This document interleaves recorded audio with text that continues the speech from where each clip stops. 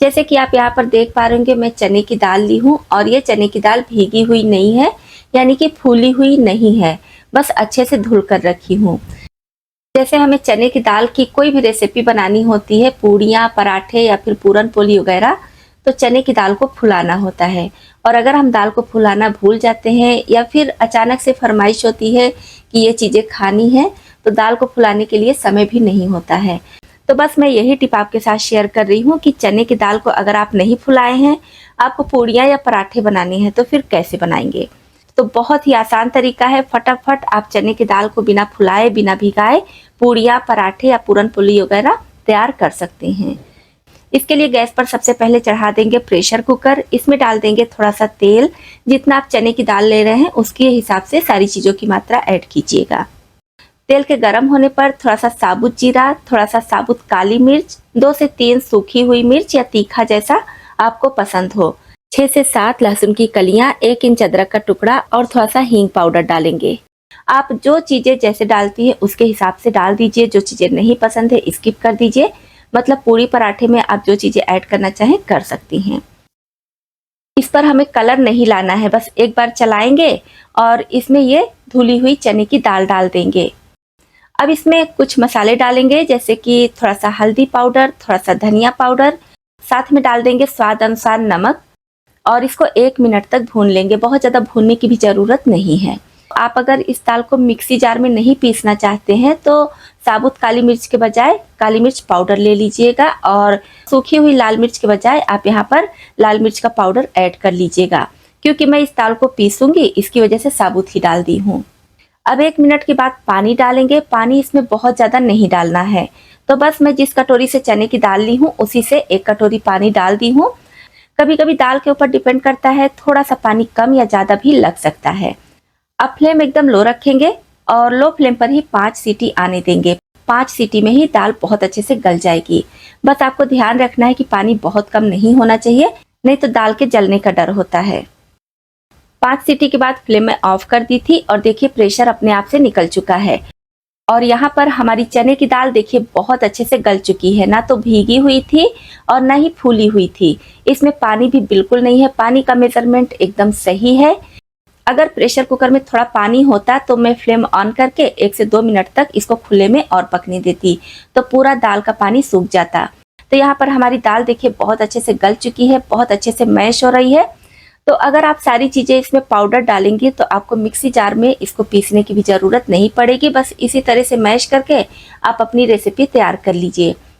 दोस्तों, उम्मीद करती हूँ ये वाली टिप आपके लिए बहुत ज़्यादा यूज़फुल होगी। इससे आपका काम बहुत ज़्यादा आसान हो जाएगा और आपको बहुत ज़्यादा पसंद भी आई होगी। पसंद आई हो तो प्लीज़ वीडियो को लाइक और शेयर ज़रूर कर दीजिएगा। चलिए देख लेते हैं अगली टिप। नेक्स्ट टिप भी हमारी बहुत ज़्यादा खास है, क्योंकि इस तरह के टूटे हुए डब्बे के ढक्कन हम सभी के घरों में होते ही हैं। जैसे कि मेरे पास देखिए 2 पीस है, तो एक तो अभी रख दूंगी, बाद में आपको टिप दिखाऊंगी, लेकिन एक का अभी दिखा रही हूँ। इसके लिए जैसे ढक्कन टूटा है तो इसे हम कट करके बराबर कर लेंगे। टेढ़ा मेढ़ा रहेगा तो हाथ में लगने का डर होगा और देखने में भी अच्छा नहीं लगेगा। तो इस तरह से आप चाहे तो कैंची से कट कर लीजिए या कटर वगैरह से कट करके, मतलब कि आप इसको बराबर कर लीजिए। चाहे तो चाकू गरम करके भी बराबर से कट कर सकते हैं। तो यहाँ पर मैं बड़े डब्बे का ढक्कन ली हूँ, आप छोटे डब्बे का ढक्कन भी ले सकते हैं। बस ध्यान रखिए कि इसमें जो हैंडल वाला भाग होता है ये होना चाहिए, तभी ये टिप आपके काम आएगी। अब हमें चाहिए डबल साइडेड टेप और इस तरह से टेप को हम चिपका देंगे। अच्छी क्वालिटी का टेप लीजिएगा जिससे कि बढ़िया से चिपक जाए, ये निकले नहीं। और आप चाहे तो ग्लू गन वगैरह लगाकर भी चिपका सकते हैं। तो इसमें से पेपर हटा देंगे। अब इसका यूज़ क्या करना है चलिए ये भी देख लेते हैं। इसको आप अपने किचन में या फिर रूम में कहीं भी जहाँ भी आपको सही लगे वहाँ पर चिपका दीजिए। और छोटे छोटे किचन टॉवेल वगैरह हम सभी के घरों में होते हैं, या फिर बच्चों की हैंकी हो गई, सॉक्स हो गए, तो इस पर आप हैंग कर सकती हैं। देखने में भी अच्छा लगता है और ये हमारा पुराना ढक्कन भी यूज़ में आ गया। इस पर मैं किचन टॉवेल लगाई हूँ। इस तरह से जब हम टॉवेल होल्डर मार्केट से लेकर आते हैं, काफ़ी महंगा मिलता है, फ्री में हमारा ये टॉवेल होल्डर बनकर तैयार हो गया है। टीवी का रिमोट हो या फिर एसी का, कूलर का, पंखे का, किसी भी चीज़ का रिमोट हो, यूज़ करते करते इसका ये जो बटन वाला भाग होता है काफ़ी ज़्यादा गंदा हो जाता है। तो इसको वैसे तो हम धुल नहीं सकते, ना ही बहुत ज़्यादा रब कर सकते हैं। तो आज बहुत आसान तरीका आपके साथ शेयर कर रही हूँ, जिससे आप कितना भी गंदा रिमोट हो बहुत आसानी से साफ कर लेंगे। इसके लिए हमें चाहिए थोड़ा सा सफ़ेद सिरका यानी कि व्हाइट विनेगर, और साथ में चाहिए ईयरबड्स। ईयरबड्स को सिरके में डिप करेंगे और इस तरह से इसको हम बढ़िया से साफ करेंगे। ईयरबड्स से बहुत अच्छे से सफाई हो जाती है, जैसा कि आप देख पा रहे होंगे। अभी मैं पूरी सफाई भी नहीं की हूँ और ये कितना ज़्यादा गंदा हो गया है। तो इस तरह से थोड़ा थोड़ा इसमें ये विनेगर डिप करेंगे और इस तरह से रब करते हुए साफ कर लेंगे। तो इसमें जो भी बटन वगैरह सब लगे हैं, इसको कोई भी नुकसान नहीं होगा। बस आपको ध्यान रखना है कि इसको धुलना नहीं है या बहुत ज़्यादा विनेगर इस पर नहीं डालना है। बस ईयरबड्स जितना सोक करेगा उतने से ही आपको सफाई करनी है। एक साइड में जब ये गंदा हो जाए तो आप दूसरे साइड से सफाई कीजिए या फिर चेंज करके दूसरा भी ले सकते हैं।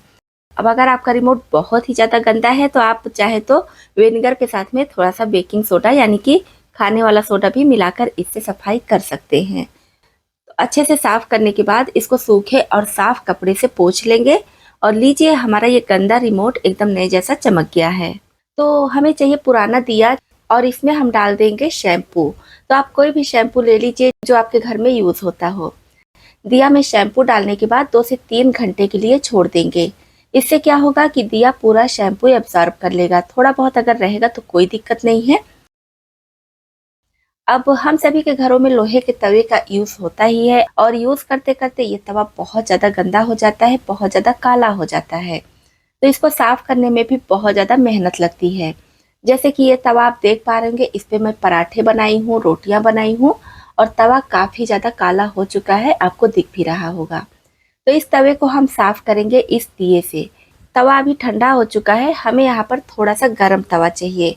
तो इस तवे को हल्का सा पहले हम गर्म कर लेंगे और आप चाहे तो रोटी बनाने के बाद तुरंत ही ये काम कर सकते हैं। उसके बाद हम दिया लेंगे। तो दिया आप देख पा रहे होंगे, इसमें जो शैम्पू हम डाले थे एब्जॉर्ब कर लिया है। बहुत ज़्यादा शैम्पू दिख नहीं रहा है, हल्का फुल्का दिख रहा है, तो इतना रहेगा, कोई दिक्कत नहीं है।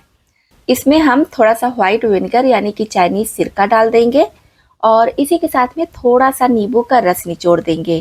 तो 1/4 टुकड़े का नींबू का रस मैं इसमें निचोड़ दी हूँ और इसको तवे के ऊपर इस तरह से डाल देंगे और इसी दिए से तवे पर अच्छे से इसको लगा देंगे, क्योंकि तवा गर्म है तो तुरंत से ही ये सूख जाएगा।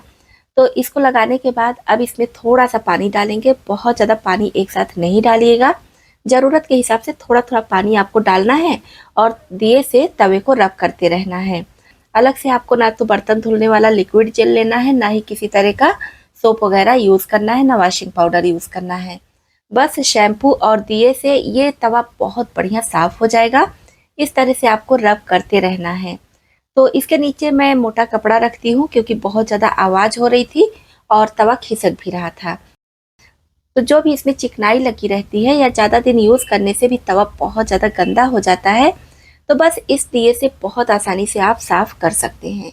और जब आप इसको साफ़ कर लीजिए तो दिए को फेंकिए नहीं, दिए को रख दीजिए और नेक्स्ट टाइम जब आपको तवा साफ़ करना होगा तो इसमें शैम्पू वगैरह डालने की ज़रूरत नहीं होगी, क्योंकि ये दिया शैम्पू को बहुत अच्छे से एब्जॉर्ब कर लेता है। और लास्ट तक, मतलब कि दिया जब तक ख़त्म नहीं हो जाता है तब तक इसमें से शैम्पू निकलता रहता है। जो भी चिकनाई आपके तवे पर रहेगी या कढ़ाई में, सारी चिकनाई शैम्पू की वजह से ख़त्म होती रहेगी। और यकीन मानिए दोस्तों, ये तवा इतना बढ़िया साफ़ हो जाता है, इतना ज़्यादा चमकदार हो जाता है। आप मेरे कई सारे वीडियोस में कमेंट भी करते हैं कि आपका तवा इतना साफ़ या फिर कढ़ाई इतनी साफ़ कैसे होती है। तो बस इन्हीं सब टिप्स को मैं अपनाती हूँ और इसी की वजह से मेरे घर में जो तवा है, कढ़ाइयाँ हैं, सब बहुत अच्छे से चमकती रहती हैं। तो देखिए तवा कितने अच्छे से साफ़ हो चुका है। इस तरह से करके मैं दिखा रही हूँ। अब इसे नॉर्मल पानी से धुलकर फिर आपको दिखा रही हूँ। तो आप देखिए तवा कितना बढ़िया चमकने लगा है। अब आप इस तवे को सोचिए कि एकदम व्हाइट हो जाए, तो व्हाइट नहीं होगा, क्योंकि लोहा जो होता है 2 तरह का होता है, एक तो काला और एक व्हाइट। तो ये काला वाला लोहा है, इसमें किसी भी तरह की गंदगी नहीं है, ना ही तवा जला हुआ है, बस इसका कलर काला है। लेकिन फिर भी आपको दिख रहा होगा कि तवा कितना बढ़िया साफ हो गया है। तो मैं तो इस टिप को तवे पर दिखाई हूँ आपको, लेकिन आप कढ़ाई या फिर लोहे का कोई भी बर्तन हो तो उसको भी बहुत आसानी से साफ कर लेंगे। दोस्तों उम्मीद करती हूँ ये टिप आपके लिए बहुत ही ज़्यादा यूज़फुल होगी। यूज़फुल हो तो प्लीज़ वीडियो को लाइक और शेयर जरूर कर दीजिएगा। इस टाइप का टेप हम सभी के घरों में होता है, चाहे तो चौड़ा वाला या फिर पतला वाला।